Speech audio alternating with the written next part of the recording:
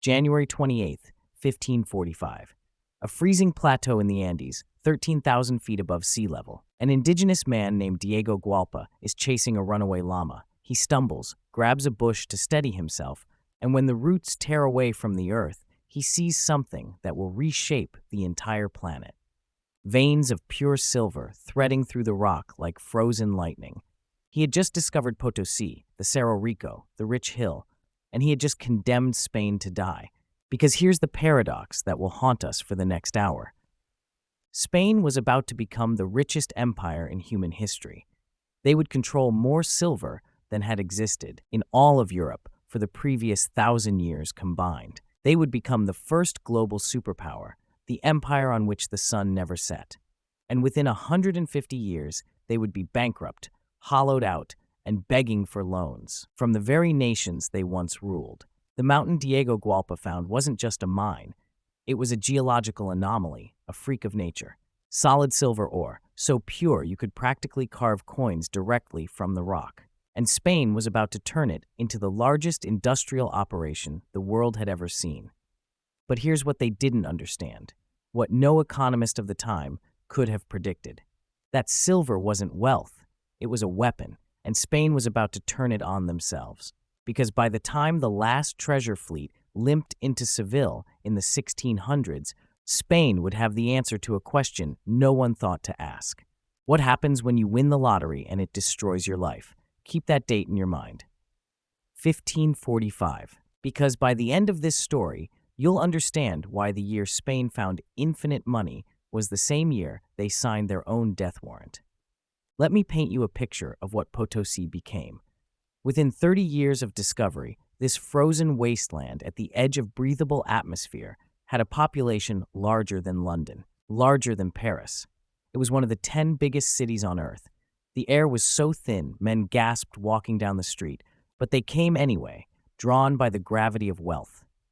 The Spanish instituted the mita system, a mandatory labor draft that pulled tens of thousands of indigenous men into the tunnels. They worked in week-long shifts in complete darkness, hauling sacks of ore up rickety wooden ladders, their lungs filling with rock dust and mercury vapor. It was said locally that the mountain eats men, and it was hungry.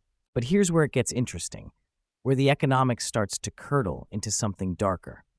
To extract pure silver from the low-grade ore, Spain deployed a new technology, the mercury amalgamation process. They would crush the rock, mix it with liquid mercury, and have workers trample it with their bare feet. The mercury would bind to the silver, and then they'd heat it until the mercury vaporized, leaving pure silver behind.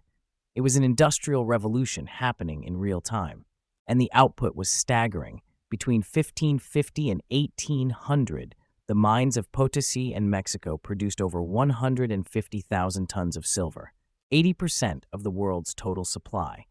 They melted it into bars and minted it into coins, the famous pieces of 8, the first true global currency. You could spend a Spanish silver dollar in a market in Manila, in a tavern in Boston, in a spice bazaar in Jakarta.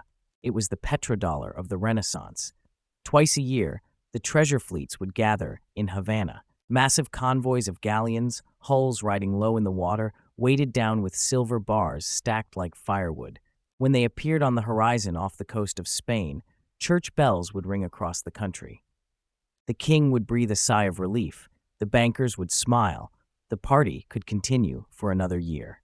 Spain looked at this and said, "We have won. We are the chosen people. God has given us the keys to the vault of the earth." But they made a mistake, a fatal, civilization-ending mistake. They confused money with wealth. Money is just a tool, a medium of exchange.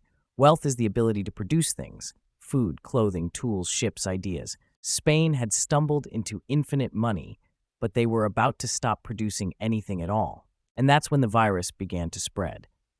Imagine you're a shoemaker in Seville in the year 1555. Seville is the gateway to the Americas, the boomtown of the world.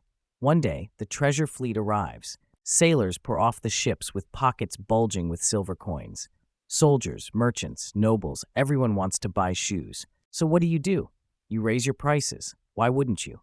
They have money. You have shoes. Economics 101. Now imagine this happening everywhere, all at once. The baker raises the price of bread. The landlord doubles the rent. The weaver charges more for cloth. This is what historians call the price revolution, and it was the first great inflation crisis of the modern world. Prices in Spain rose by 400% between 1500 and 1600, 4 times higher. In a world where prices had been essentially flat for centuries, this was an earthquake. But here's the kicker. Wages didn't keep up. A Spanish peasant in 1600 found that even though there was more silver in the country than ever before, he could buy less food than his grandfather. Starvation returned, not because there was no food, but because the money was broken. The currency had been poisoned by its own abundance, and this created a second-order effect that would gut the Spanish economy from the inside. Because prices in Spain were so high, Spanish goods became uncompetitive. Let's go back to our shoemaker. His shoes now cost 10 silver coins because leather is expensive, food is expensive, rent is expensive. But a shoemaker in France, where the silver hasn't flooded in yet, can make the same quality shoes for 3 coins. So what does the Spanish consumer do?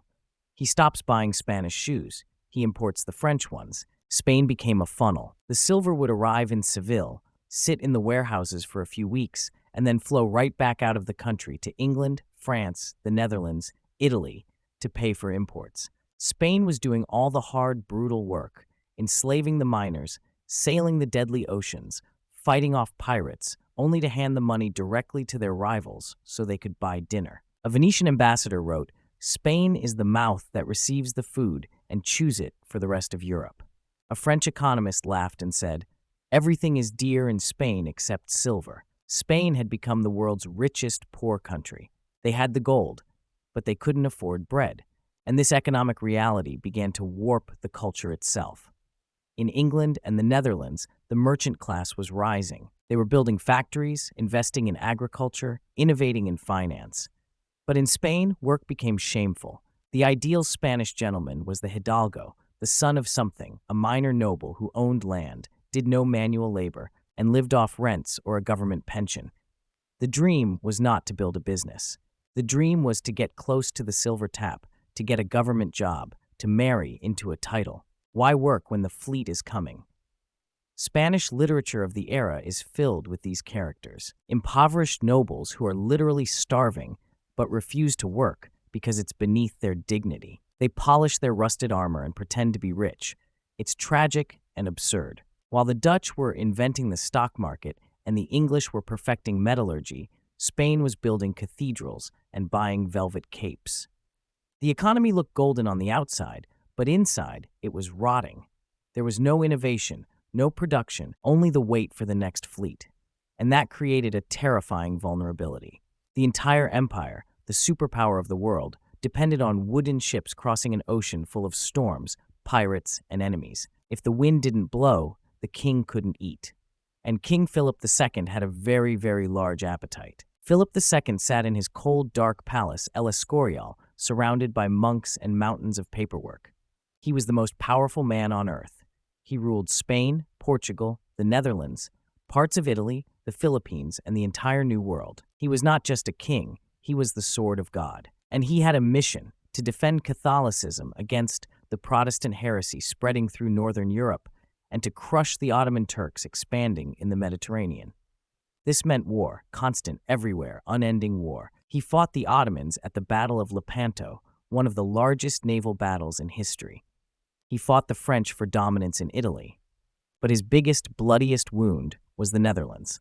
The Dutch, Protestant, and capitalist to the core rebelled against Spanish rule. Philip sent the Army of Flanders to crush them. This began the 80 Years' War. It was a logistical nightmare. To get soldiers from Spain to the Netherlands, they had to march them along the Spanish road from Italy through the Alps into northern Europe. 70,000 men, thousands of miles from home, for decades. They had to be paid, they had to be fed, they had to be armed. And because Spanish industry had been hollowed out by inflation, Spain couldn't even make its own weapons. They had to buy gunpowder and cannons from foreign merchants, sometimes from the Dutch themselves. The silver from Potosí was funding Spain's enemies. Then came the obsession with England. Queen Elizabeth, a Protestant heretic in Philip's eyes, and her privateers, men like Francis Drake, were raiding Spanish treasure fleets and getting away with it. In 1588, Philip made the ultimate bet. He launched the Spanish Armada, 130 ships, 30,000 men, thousands of cannons. It was the most expensive military operation in human history up to that point. And Philip didn't pay for it with silver he had. He paid for it with silver he hoped to get. This brings us to the financial cancer at the heart of Spain, the asientos, short-term, high-interest loans from German and Italian bankers. Families like the Fuggers and the Genoese. Philip would go to them and say, "Lend me 5 million ducats now, and I'll pay you back when the treasure fleet arrives in 6 months." The bankers, looking at the mountains of silver, agreed. They charged 10, 20, sometimes 40% interest. But the Armada was a catastrophe. It wasn't destroyed by English cannons. It was destroyed by weather. Storms smashed the fleet against the rocks of Scotland and Ireland. Half the ships sank. Thousands of men drowned. Philip reportedly said, "I sent my ships to fight men, not the winds and waves of God." Poetic. But the bankers didn't care about God's winds. They wanted their money. The ships were at the bottom of the ocean. The silver was gone, but the debt remained, and the interest was compounding. Now I know what you're thinking. Okay, Philip made a bad bet. He'll tighten his belt, pay off the loans, move on. But that's not what happened. Because by the 1570s, the interest payments alone on Spain's debt were larger than the entire tax revenue. Let that sink in. Every peso collected in taxes, plus every ounce of silver that arrived from America, wasn't enough to even cover the interest. They weren't paying down the debt. They were drowning. Philip was trapped on a treadmill, borrowing new money just to pay the interest on the old money. He sold the rights to collect taxes. He sold noble titles. He squeezed the peasants until they had nothing left. The bankers in Genoa effectively owned Spain. The silver would arrive in Seville, be unloaded, and immediately transferred to Italian ledgers. Spain had become a logistics company for its creditors, and the system was stretched to the breaking point. All it would take was one hurricane, one pirate raid, one delayed fleet, and the house of cards would collapse. And it did. In 1557, Philip stood before his court and issued a decree. Spain would suspend all payments to its creditors. He declared sovereign bankruptcy.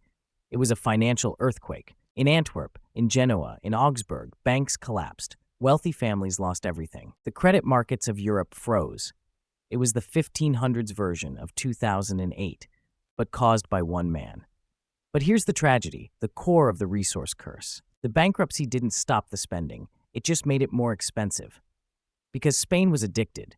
Addicted to war, addicted to imports, addicted to the silver. The bankers eventually came back, but now they charged even higher interest to account for the risk. The debt spiral accelerated. Spain defaulted again in 1575, again in 1596, again in 1607, again in 1627, again in 1647. It became generational. Borrow, spend, crash. Borrow, spend, crash. The Spanish people paid the price. When the king couldn't pay his soldiers, the soldiers mutinied. In 1576, unpaid Spanish troops sacked Antwerp, their own city, and burned it to the ground, in what became known as the Spanish Fury. Back in Spain, the government tried a desperate gamble. Since all the silver was flowing out to foreign bankers, there was no money left for ordinary commerce. So they began minting coins out of pure copper, called vellon, junk money with no intrinsic value. They forced people to accept copper coins at the value of silver. It was a hidden tax, a currency scam. The result was hyperinflation on top of the silver inflation. Prices went berserk. People hoarded real silver and refused copper. The economy split in two. The rich dealt in silver. The poor were left with worthless copper tokens. The middle class evaporated. By the mid-1600s, the Spanish century was over. The silver mines of Potosí began to run dry. The veins thinned. Production fell. But because Spain had spent 150 years buying instead of building, they had nothing to fall back on. No textile industry like England, no banking sector like the Netherlands, no manufacturing like France. The cities of Castile emptied, the fields lay fallow. Spain, the empire that owned half the world, became known as the sick man of Europe. But that was just the warm-up. The real danger is what this teaches us about right now. Because the Spanish Empire didn't just collapse, It revealed a law of economics that governs every resource-rich nation that came after.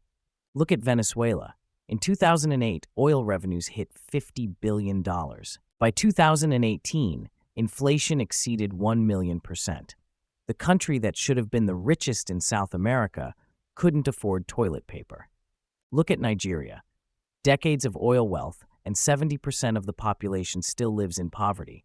Look at Russia, Saudi Arabia, Angola. The pattern repeats. The resource curse is not a metaphor, it's a disease.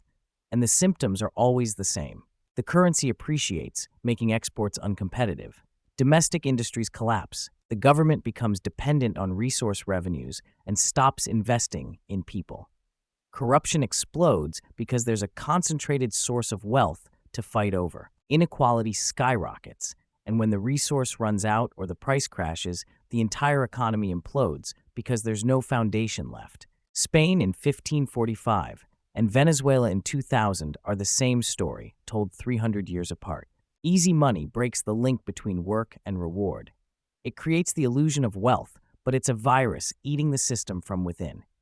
The countries that received Spain's silver, England, France, the Netherlands, they used that capital to invest. They built universities. They funded inventors. They developed industries. They understood that wealth isn't what you dig out of the ground, it's what your people can create. The Dutch used Spanish silver to build the ships that would dominate global trade for 2 centuries. The British used it to fund the scientific revolution and eventually the industrial revolution. Spain was the pipe, the conduit. The silver flowed through them and built the modern world, leaving Spain itself a hollow shell. Remember that date I told you to keep in mind? 1545, the year Diego Gualpa grabbed that bush and found Potosí. That wasn't the beginning of Spain's empire. It was the beginning of the end. Because the moment Spain started depending on unearned wealth, the moment they stopped making things and started waiting for ships, they stopped being a civilization. They became a treasure fleet with a flag. The mountain that Diego Gualpa found was called the mountain that eats men. But it didn't just eat the miners, it ate the empire. Spain drowned in gold. They thought they were the masters of the earth, but they were slaves to their own fortune. And the cruelest part, they never saw it coming. They thought the silver was a blessing.